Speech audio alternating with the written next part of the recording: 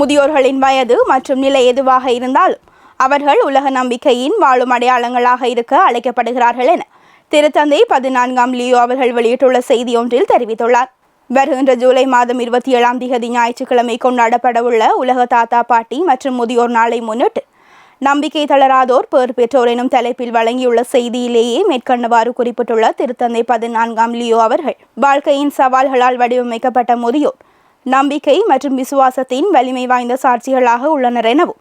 அவர்கள் திரு அவை மற்றும் சமூகத்தின் வாழ்க்கைக்கு இன்றியமையாதவர்கள் எனவும் எடுத்துரைத்துள்ளார். அத்துடன் முதுமை என்பது ஒரு தடையல்ல, மாறாக அது ஒரு ஆசீர்வாதம் என்றும்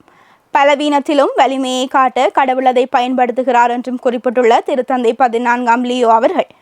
முதியவர்கள் ஞானம், விடாமுயற்சி மற்றும் நம்பிக்கையின் உருவமாக திகழ்வதுடன் அவர்கள் தலைமுறைகளுக்கு இடையே ஒரு இணைப்பு பாலமாக செயற்பட்டு இளையோரை அவர்களின் வாழ்க்கை அனுபவம் மற்றும் நம்பிக்கையால் வழிநடத்துகின்றனர் என்றும் எடுத்துரைத்துள்ளார்.